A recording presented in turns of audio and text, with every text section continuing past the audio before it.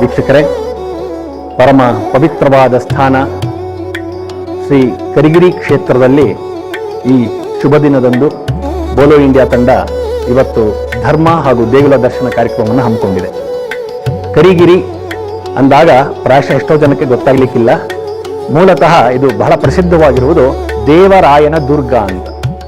ಇದು ಯಾಕೆ ದೇವರಾಯನ ದುರ್ಗ ಅಂತ ಪ್ರಸಿದ್ಧ ಆಯಿತು?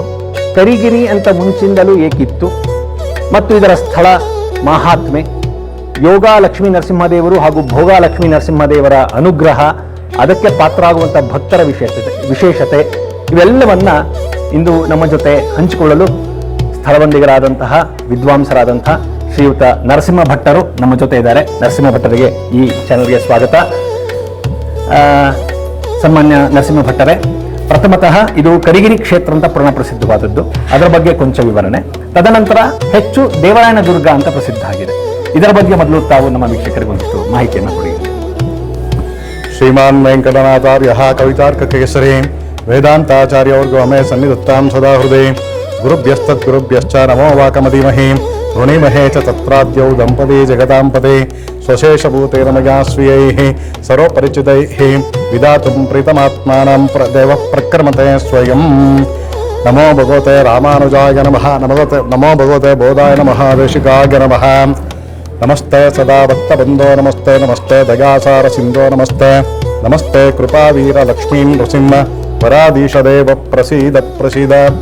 ಇವತ್ತು ನಾವು ಇಲ್ಲಿರೋ ಕ್ಷೇತ್ರ ಯೋಗ ಲಕ್ಷ್ಮೀ ನರಸಿಂಹಸ್ವಾಮಿ ದೇವಸ್ಥಾನದ ಕ್ಷೇತ್ರ. ಇದು ದ್ವಾಪರ ಯುಗದಲ್ಲಿ ಬ್ರಹ್ಮದೇವರು ಲೋಕ ಕಲ್ಯಾಣಾರ್ಥವಾಗಿ 2000 ವರ್ಷಗಳ ಕಾಲ ತಪಸ್ ಮಾಡಿ ಧ್ಯಾನ ಮಾಡಿ ಪೂಜೆ ಮಾಡಿದ್ದಾರೆ ಅಂತ. ಈ ದೇವರ ಒಳಗಡೆ ಯೋಗ ಲಕ್ಷ್ಮೀ ನರಸಿಂಹ ಅಂತ ಇದಕ್ಕೆ ಹೆಸರು.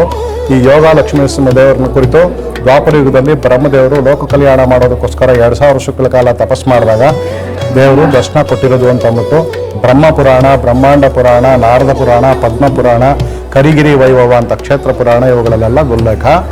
ಇಲ್ಲಿ ಬ್ರಹ್ಮದೇವರು 2000 ವರ್ಷಗಳ ಕಾಲ ಪೂಜೆ ಮಾಡಿ ಸ್ವಯಂ ಧ್ಯಾನ ಮಾಡಿದ್ದಾರೆ ಅಂತ ಅಂದ್ಬಿಟ್ಟು, ಹಾಗಾಗಿ ಇದು ದೈವ ಆರ್ಷ ಪ್ರಯೋಗ ಅಂತ ಹೇಳ್ತಾರೆ.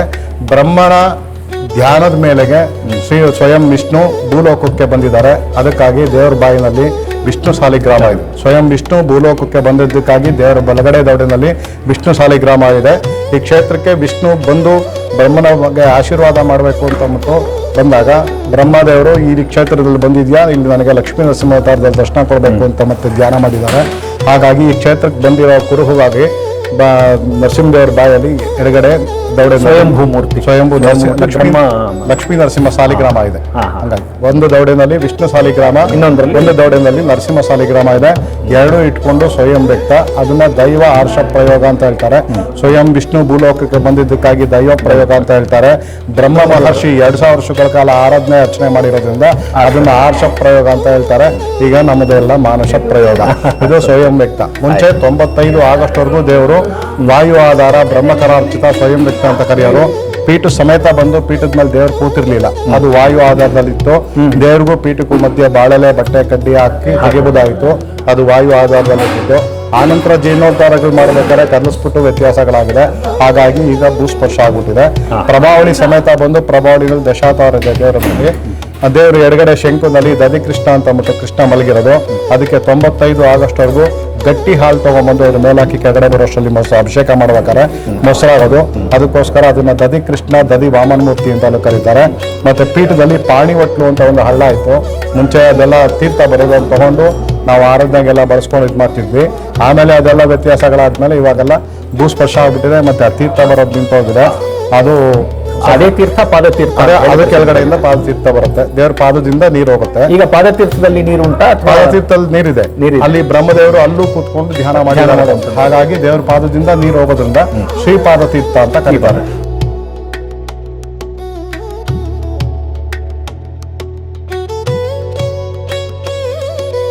ವೀಕ್ಷಕರಿಗೆಲ್ಲ ಒಂದು ವಿಶೇಷವಾದಂಥ ಸಂದರ್ಭದ ದೃಶ್ಯಾವಳಿಗಳಿದು.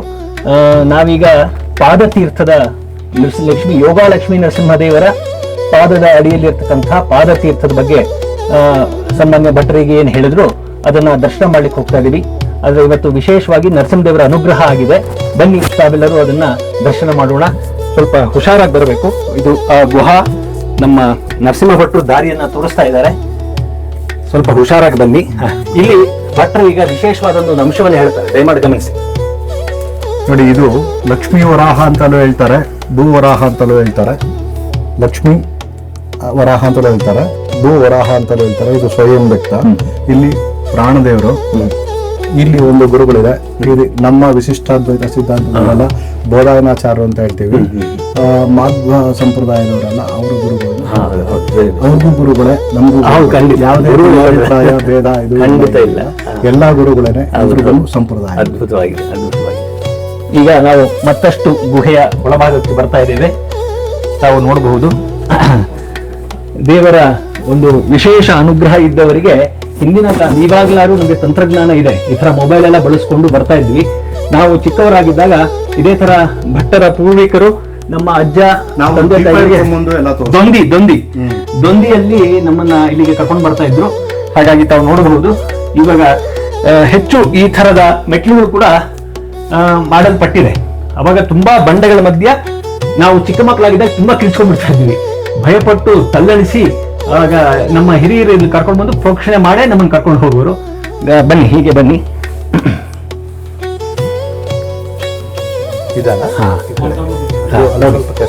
ಈಗ ಹೌದು, ಇಲ್ಲೇ ಇದಾಗಬಹುದು. ನಾವು ಪಾದತೀರ್ಥದ ಬಳಿ ಬಂದಿದ್ದೇವೆ.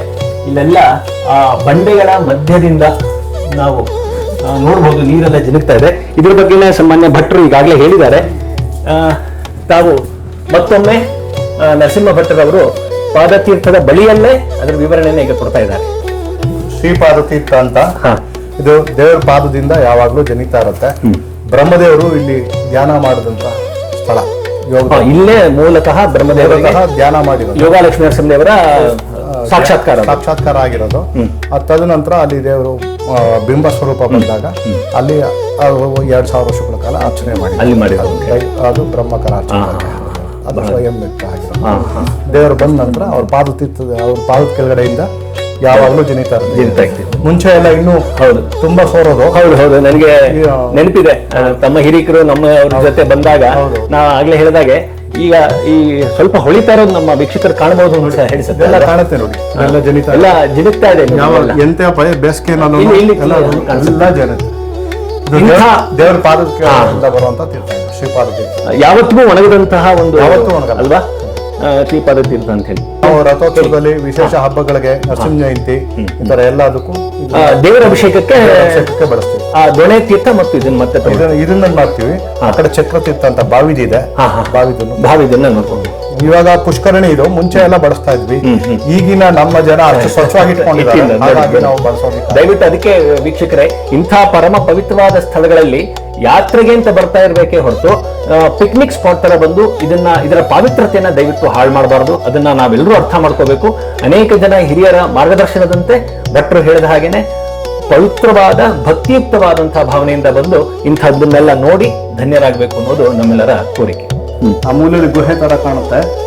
ಆಗ್ನೇಯ ಪೂರ್ವ ದಿಕ್ಕಿಗೆ ಹೋಗುತ್ತೆ ಅಂತ ಬಿಟ್ಟು ಅದು ಹಿಂದೆ ಇದೆಲ್ಲ ಕಾಶಿಗೆ ಹೋಗುತ್ತೆ. ಇಲ್ಲಿಂದ ಉಗಮ ಆಗಿ ಇದು ಕಾಶಿಗೆ ಹೋಗಿ ಸೇರ್ಕೊಳ್ಳುತ್ತೆ ಅಂತ ಬಿಟ್ಟು ಪ್ರತೀತಿ ನಮ್ಮ ಆಗಮ ಶಾಸ್ತ್ರಗಳಲ್ಲೂ ಹೇಳ್ತಾರೆ. ಮತ್ತೆ ಈ ಕ್ಷೇತ್ರ ಪುರಾಣಗಳಲ್ಲೂ ಇದು ಬರುತ್ತೆ. ಈ ಪಾದತೀರ್ಥದ ಮೂಲ ಕಾಶಿವರೆಗೂ ಹೋಗಿ ಗಂಗೆಯನ್ನೇ ಸೇರ್ಕೊಳ್ಳುತ್ತೆ.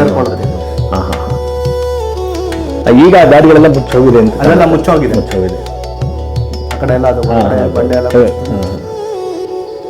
ಮುಂಚೆ ಇದರಲ್ಲಿ ಇದ್ದವರಂತ ನೃತ್ಯಗಳೆಲ್ಲ ತಗೊಂಡು ಅವ್ರ ಆರೋಗ್ಯ ಸಮಸ್ಯೆ ಇದೆಲ್ಲ ಇದ್ರೆ ಸ್ನಾನದ ನೀರಿಗೆ ಹಾಕೊಂಡು ಸ್ನಾನ ಮಾಡಿದಾಗ ಹೋಗ್ತಾ ಇತ್ತು ಅಂತ ಅಂದ್ಬಿಟ್ಟು ಪ್ರಧಾನಿ. ಮತ್ತೆ ಈ ತೀರ್ಥನೂ ಆರೋಗ್ಯದ ಸಲುವಾಗಿ ತಗೊಂಡು ಹೋಗೋದು. ಸಾಕ್ಷಾತ್ ದೇವರ ಪಾದದಿಂದ ಬಂದಿರೋದ್ರಿಂದ ಸರ್ವರುಜಾಪಹಾರಿ ಅನ್ನೋದ್ರಲ್ಲಿ ಸಂಶಯ ಇಲ್ಲ. ತುಂಬಾ ಸಂತೋಷ. ನೋಡಿದ್ರಲ್ಲ ವೀಕ್ಷಕರೇ, ಇದು ಪಾದತೀರ್ಥ, ಶ್ರೀಪಾದ ತೀರ್ಥ.